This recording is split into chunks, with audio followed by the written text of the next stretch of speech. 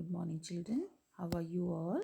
So today in English subject, you will take out My English Reader, page number 49. So today we will read uh, lesson number 12, The Crow's Nest. तो हम आज lesson number 12 को reading करेंगे और इसको explain करेंगे. So you all will read with me the crow's nest. ठीक है. क्रो तो आपको पता है किसको बोलते हैं, है ना. कौवे को बोलते हैं क्रो, और nest is the home of the crow. Crow क्या, सारे बर्ड्स का जो होम होता है उसको हम क्या बोलते हैं, नेस्ट, घोंसला जिसको हिंदी में बोलते हैं. So we will revise, we will learn these new words. FIGHT fight, fight होते हैं लड़ाई. CUNNING cunning, cunning is चालाक. HOLI holly, DAY day, holiday, holiday is छुट्टी. ROCK rock, rock होती है बहुत बड़ा पत्थर जिसको हम हिंदी में बोलते हैं चट्टान. VOICE वॉइस, वॉइस होती है आवाज़. REACH रीच, रीच मीन्स पहुँचना. Kalu the crow lives in a nest. एक क्रो था जिसका नाम था कालू और वो अपने नेस्ट में, अपने घोंसले में रहता था. इट इज़ ग्रोइंग हॉट, जो गर्मी थी वो बढ़ती जा रही थी. So he goes for a holiday to another tree. जैसे हम जब बहुत ज़्यादा बोर हो जाते हैं तो हम क्या करते हैं, छुट्टी में आप लोग भी अपने रिलेटिव से या किसी से मिलने जाते हो. ऐसे ही वो जो कालू था क्रो, वो क्या हुआ, वो एक जिस ट्री पे रहता था अपना नेस्ट बना के, वो अपनी हॉलीडे छुट्टी मनाने के लिए दूसरे ट्री पे चला गया. क्योंकि ट्री तो उनका हाउस होता है ना, उनका घर होता है जिसमें वो रहते हैं, नेस्ट बनाकर रहते हैं. So a river flows near the tree. और एक वो जो ट्री के पास ट्री के ऊपर गया था, वहाँ पर ही एक नदी, रिवर, वो क्या करती है, वो बह रही थी वहाँ पे, है ना. ट्री के पास एक नदी थी. Kalu rows a boat in the river. So Kalu ने रिवर में बोट चलाना शुरू किया. देखो, आप देख रहे हो, ये जो कालू है ये अपनी नाव को चप्पू से चला रहा है. इसको चप्पू बोलते हैं हिंदी में, है ना. तो रोज द बोट मतलब पानी को पीछे करेगा तभी तो वो आगे चलेगी ना boat. So he likes to work in the garden. और उसको गार्डन में काम करना बहुत अच्छा लगता है. ही सोज सीड्स इन द गार्डन. और उसने गार्डन में, बगीचे में क्या लगाया, बीज बोए. सोज मीन्स बोना और सीड्स मीन्स बीजों को उसने बोया. ही मोज द ग्रास. और उसने क्या करा, घास को भी जो बहुत बड़ी हो रही थी उसको कटिंग करके बराबर कर लिया. मोज का आपको मीनिंग पहले भी जब हमने करा था, ये लेसन के वर्ड्स करे थे तो बताया था, उसको ट्रिम कर दिया. ही मोज द ग्रास. उसने ग्रास को जो बड़ी बड़ी हो गई थी उसको बराबर कर दिया. He has a good time for 5 days. और उसके पास बहुत अच्छा टाइम उसने 5 days से उसने अपना वहाँ पे टाइम निकाला. He goes back to his nest. और फिर वो अपने घर वापस चला गया. But there is a green parrot with a red bow in his nest.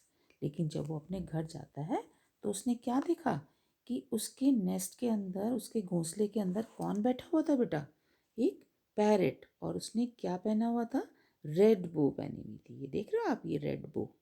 जब आप कोट पैंट पहनते हैं, सूट पहनते हैं तो उसके साथ बो भी लगाते हैं ना.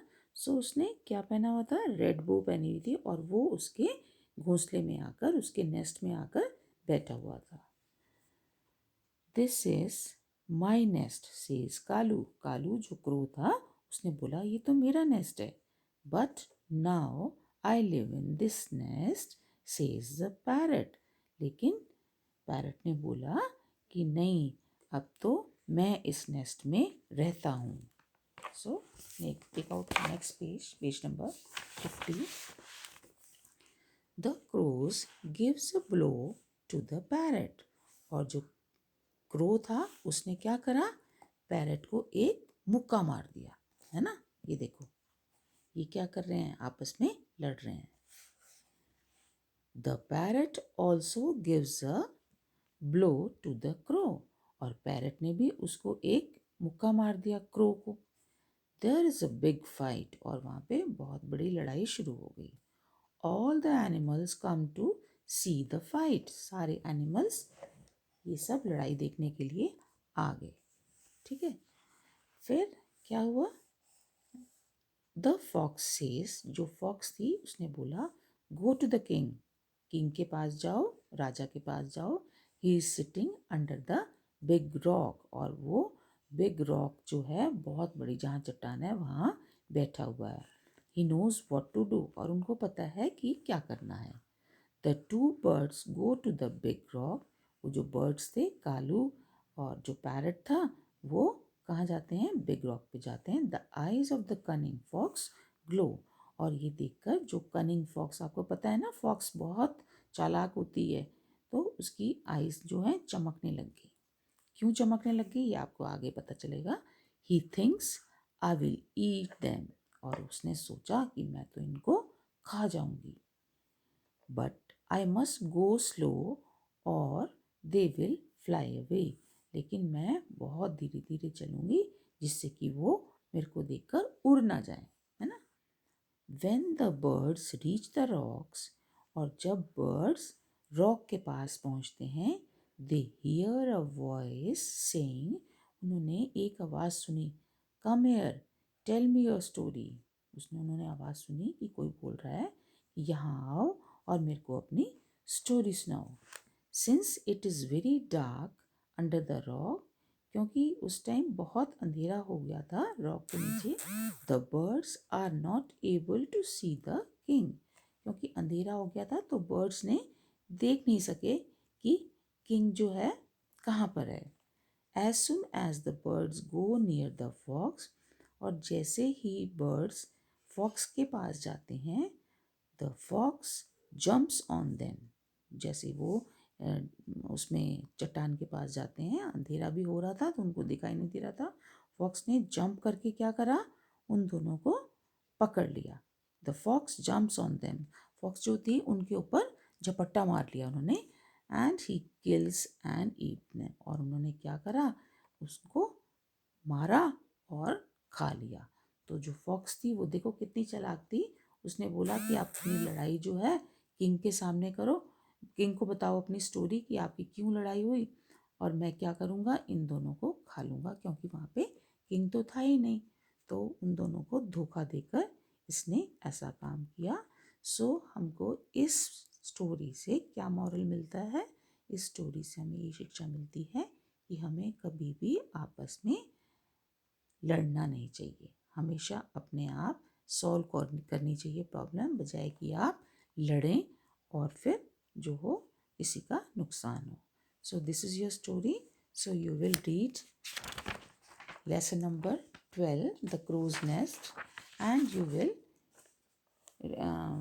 will write these words, these difficult words in your notebook. So thank you so much beta. You will read lesson number 12